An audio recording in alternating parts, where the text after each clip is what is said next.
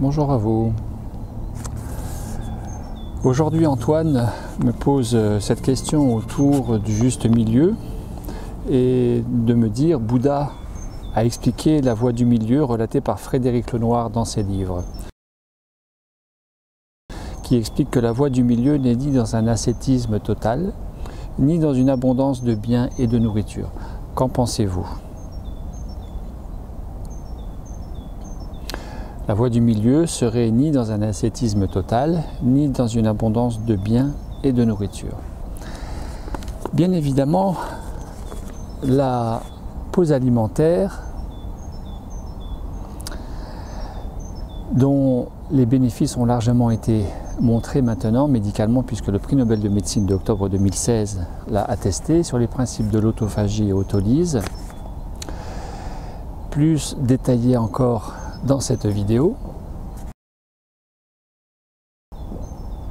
Ainsi, la pause alimentaire participe au mieux-être, à un désencombrement par la détoxination, désencombrement physique, à une dédensification du trop de mental, de l'hypertrophie du mental, et va vraiment dans le sens de l'équilibre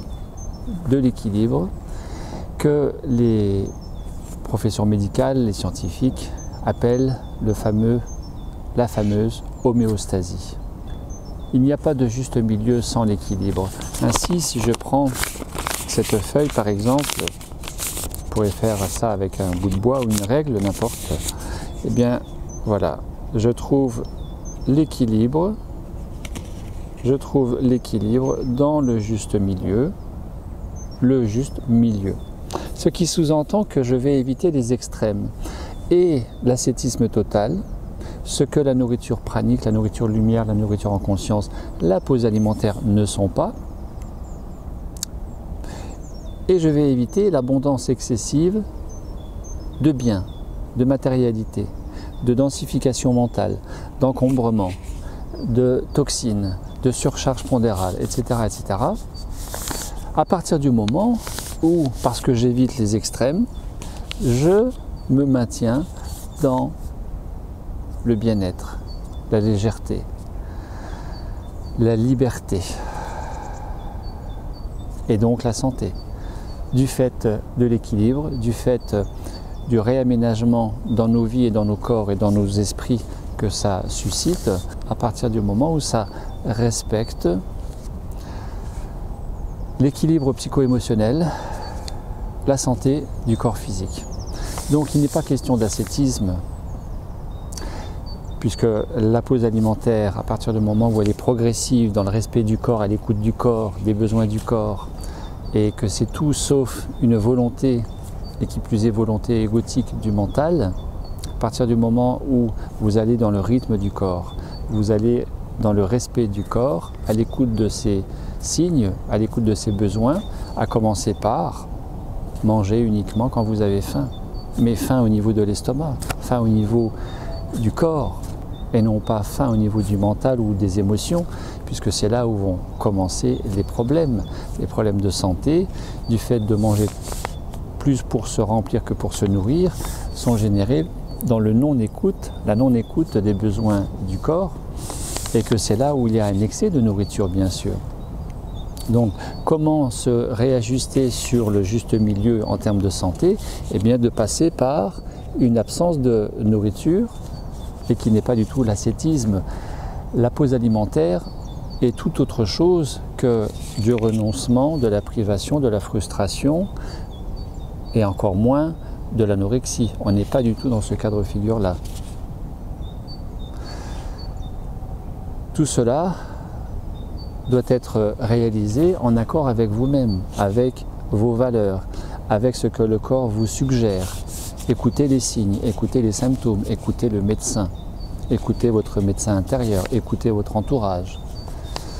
Tout ça dans l'équilibre à tous les niveaux. Et puis, l'excès de nourriture, bien, moi je dis pourquoi pas. L'excès de biens et de matérialité, pourquoi pas. À partir du moment où ça va dans le sens de la santé, du déploiement de l'être, de sa réalisation dans sa vie. Il n'y a aucun souci à avoir énormément de biens dans sa vie, énormément de nourriture, à partir du moment, condition, où vous respectez le corps, vous allez dans la santé, vous allez dans le sens de la santé, de l'équilibre, du bien-être et de votre joie de vivre au quotidien, avec cette notion de conscience qui est au-delà de la conscience inférieure, de la pseudo-conscience qui est le mental limitant par définition.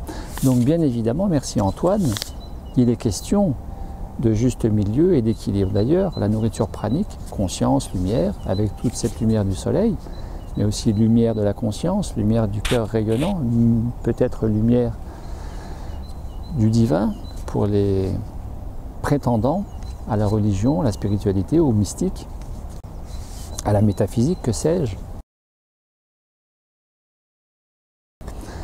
Tout cela étant dans le respect, une fois encore, du libre arbitre de chacun, chacune, eh bien la nourriture en conscience suggère l'alignement, le réalignement de ces 4 corps, physique, mental, émotionnel et spirituel, passant par une pause alimentaire ponctuelle, régulière, hebdomadaire, minimum 24 heures par semaine, ce qui, je le rappelle, est dans le même principe, la même idée que d'amener sa voiture régulièrement au garage pour faire une révision vidange, à défaut de quoi, tout le monde le sait, la voiture finit par tomber en panne. Eh bien nous, c'est pareil, le corps physique c'est pareil, le mental c'est pareil. Si nous ne nous posons pas, si nous ne déchargeons pas, si nous ne nous déchargeons pas de ce trop plein d'eux, eh bien ça finit par tomber en panne. Les hôpitaux en sont remplis, les prisons en sont remplies et les cimetières en sont remplis. Il faut le dire, c'est la réalité.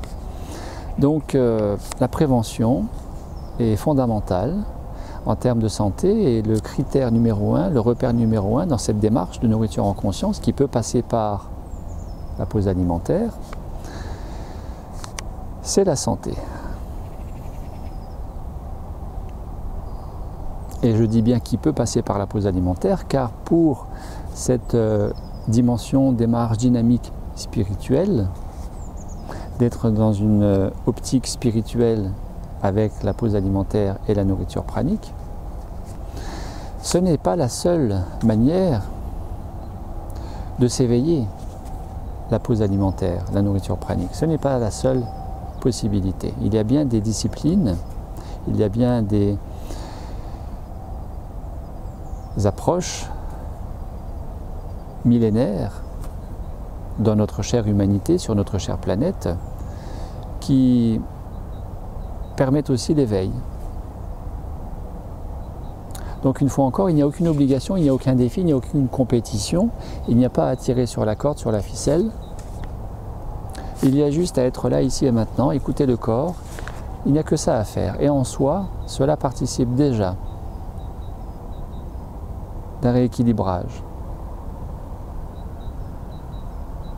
dans le laisser-faire, le lâcher-prise, ce que l'immense majorité d'entre nous ne savons pas faire, ce fameux lâcher-prise.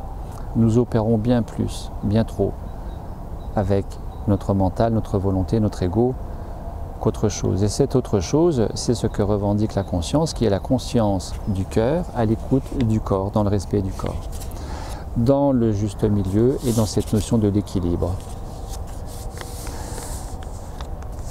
Après, c'est vrai que le juste milieu suggère dans cette notion de bien-être aussi la notion de zone de confort et que le mental est très très fort pour nous limiter dans cette zone de confort que nous avons tendance tous à restreindre et que cette zone de confort devienne une prison dorée.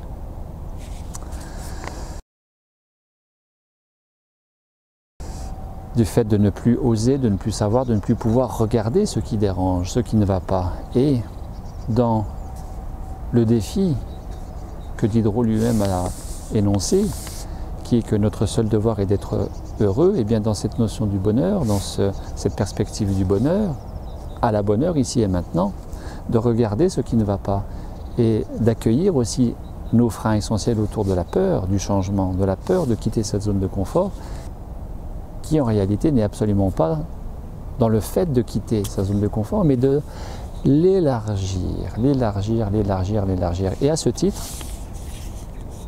plus nous restons dans le juste milieu, plus entre le blanc et le noir, nous glissons tout doucement vers le gris. Et le gris veut dire je m'endors. Je m'endors, je deviens mou, je deviens fade, insipide. Et tout doucement, la zone de confort devient étriquée. Au fur et à mesure que le mental pose des barrières et que nous nous confortons dans ces barrières par confort, mais qui en réalité, parfois, souvent, est une espèce de résignation, une espèce de renoncement, une espèce de sentiment d'incapacité, de manque d'estime de soi, de manque d'affirmation de soi. Regardez les choses qui ne vont pas en vue de restaurer ce qui va le plus possible dans cette idée de la santé, de l'équilibre, du bien-être, de la joie, de la conscience, du déploiement et de la réalisation de soi dans sa vie. C'est aussi ça, la notion du juste milieu, la notion de l'équilibre en toute chose. Et que parfois, pour restaurer cet équilibre, il faut aller vers le déséquilibre, ce que suggère la pause alimentaire avec ses symptômes qui sont tout à fait normaux, passagers, de ce que le corps est en train de lâcher et qui va passer pendant cette pause alimentaire du petit mal de tête, le petit mal de ventre, le petit mal de dos, les jambes lourdes, la mauvaise haleine, les urines chargées, etc., etc. Mais c'est tout à fait dans la normalité. Et bien des personnes ont aussi peur, ont déjà peur de ce que la pause alimentaire pourrait provoquer.